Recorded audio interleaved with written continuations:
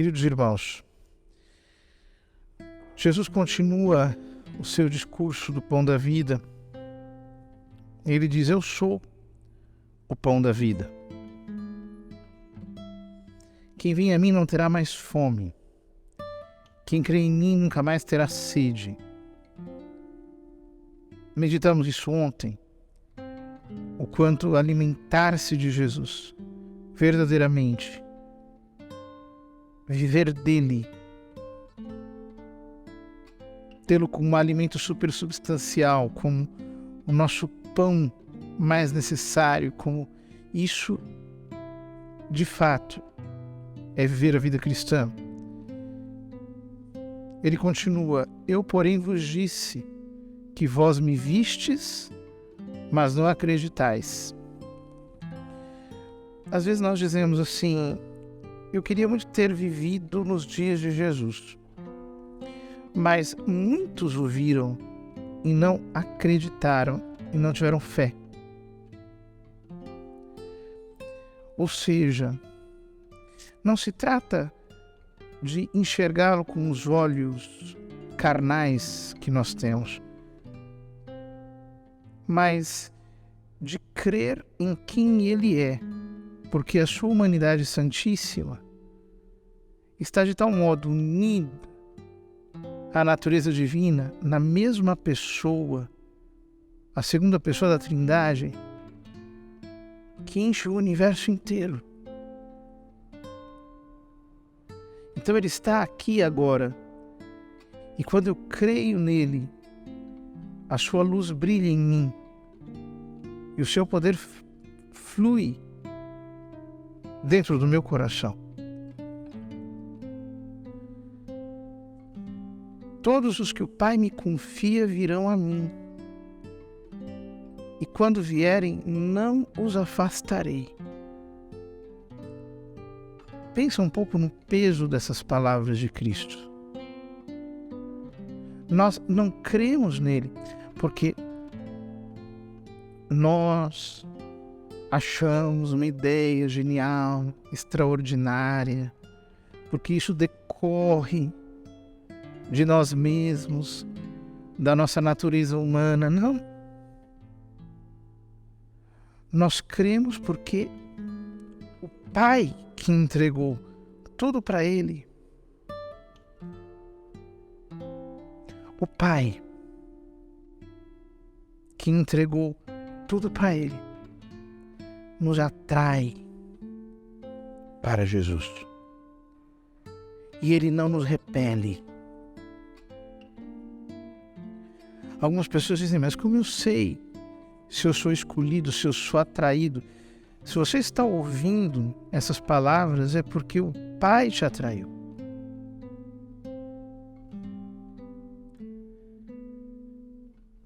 Se você se sente de alguma maneira necessitado de Cristo, isso significa que o Pai, que entregou tudo para ele, entregou também a tua vida, a minha vida para ele.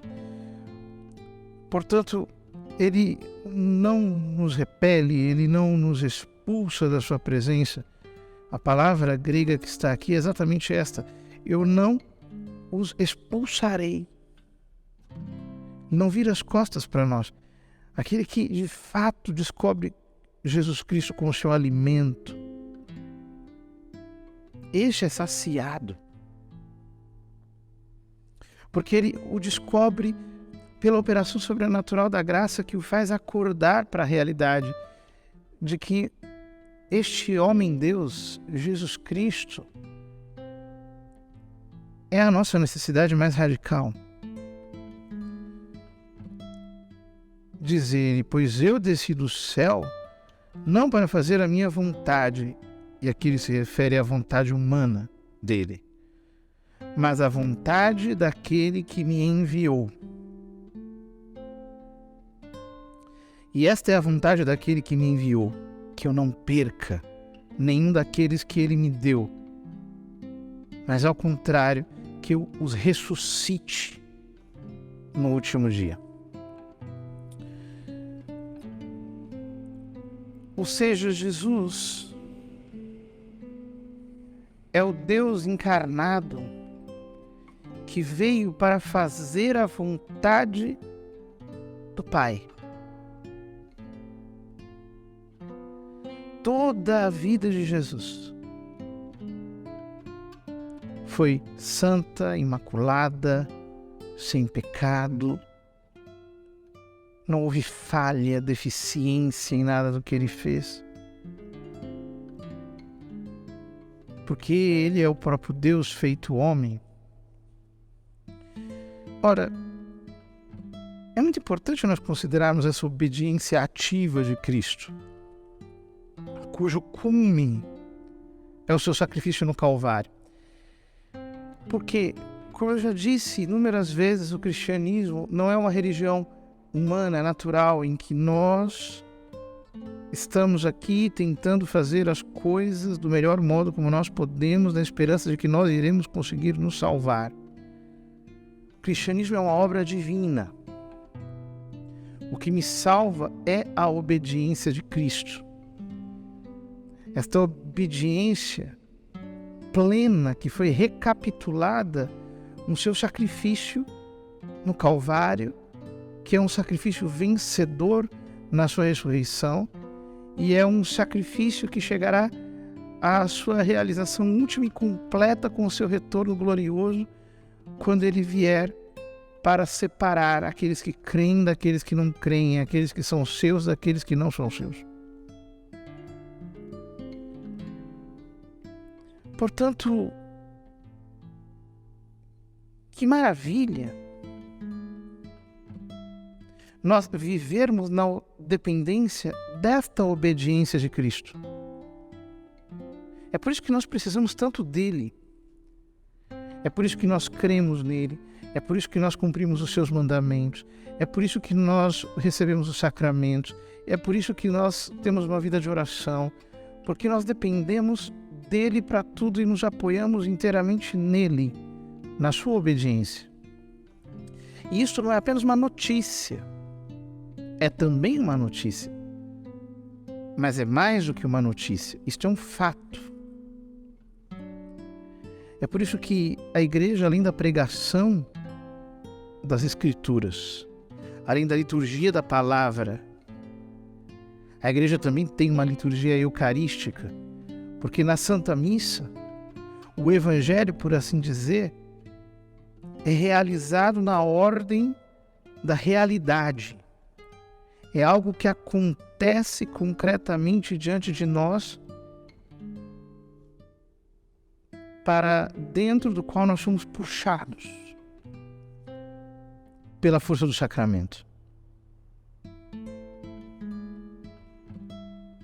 Portanto, tudo isso que o Evangelho nos comunica através da pregação é o que aconteceu no Calvário e é o que se repete, não como se fosse uma espécie de outra vez, mas com uma verdadeira atualização, ou seja, com algo que, sendo sempre presente e atual, se manifesta concretamente cada vez que o sacerdote sobe para o altar.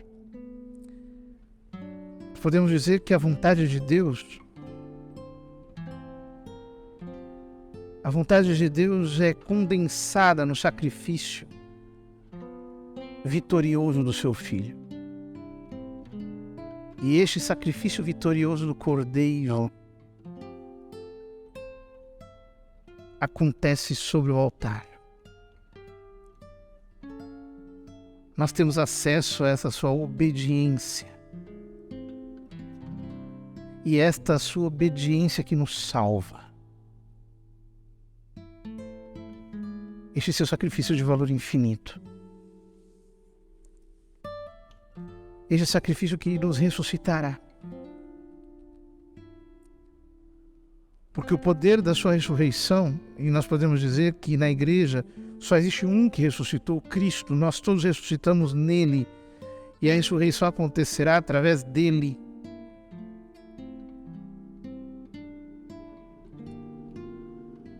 É o maior prêmio É o troféu que Ele mesmo conquistou para nos doar como um presente. Pois esta é a vontade do meu Pai, que toda pessoa que vê o Filho e nele crê tenha a vida eterna, e eu o ressuscitarei no último dia. Portanto, nós precisamos levar essa fé a sério e desejá-lo com todo o nosso coração. Hoje nós celebramos a festa de Santa Catarina de Sena. Temos uma comunidade aqui em nossa paróquia dedicada a ela. Hoje, infelizmente, não pudemos celebrar a solenidade por conta desta quarentena. Mas Santa Catarina de Sena foi alguém que descobriu essa atração por Cristo, gerada no coração dela por Deus Pai. E era um desejo ardente por Cristo, um desejo realmente incendiado, até o ponto que cada vez que ela comungava, ela tinha um incêndio de amor, ela se transportava em êxtase. Um dia ela foi receber a comunhão com todas as outras leigas. Ela era leiga também, mas era terciária da Ordem de São Domingos, uma penitente. E o padre deu a comunhão para todas as outras, e quando chegou nela, a pulou e continuou dando a comunhão para as demais. Ela ficou confusa. No dia seguinte a mesma coisa. No seguinte a mesma coisa. É que, como sempre, ela entrava em êxtase depois de comungar, por causa dos seus desejos veementes. Os frades tinham decidido não lhe dar mais a comunhão. Então, ela, na hora da comunhão, viu o Pai e o Filho sentados no trono, o Espírito Santo sobre ambos, e uma mão de fogo foi até ela e levou-lhe a Eucaristia. E ela caiu em êxtase. Daí em diante, os frades começaram a perceber algo muito interessante. Quando eles iam dar a comunhão, ela se ajoelhava e a hóstia voava até a sua boca. E às vezes o padre não queria dar a comunhão, então a Eucaristia tremia nas mãos do padre, e o Frei Raimundo de Capua, que era o confessor dela, disse que era como se uma pedra fosse succionada por um ralo. Tão grande era a atração do coração dela. Um dia, Frei Raimundo estava celebrando a missa. Na hora do cordeiro, quando foi dividir a hóstia em duas partes, a hóstia se dividiu em três. E ele ficou olhando atentamente para aquilo, e de repente aquela terceira parte da hóstia desapareceu. Ele ficou procurando de um lado para outro, procurando.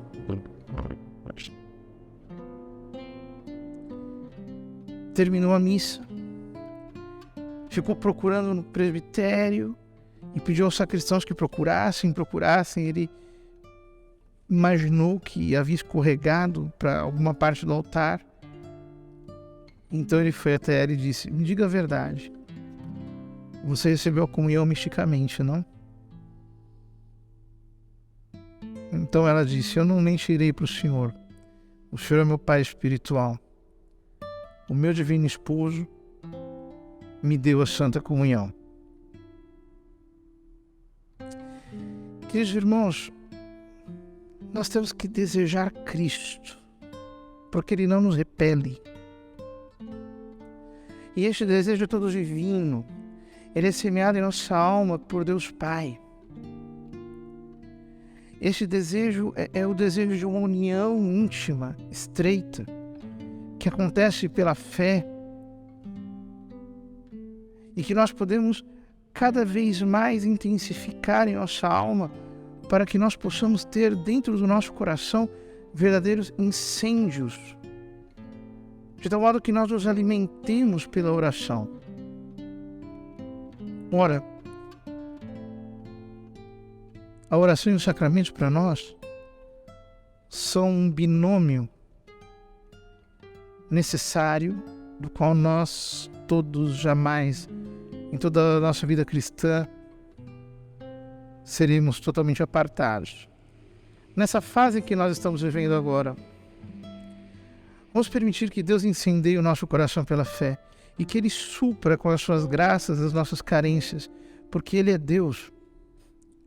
Ele sabe da nossa sinceridade, dos desejos do nosso coração.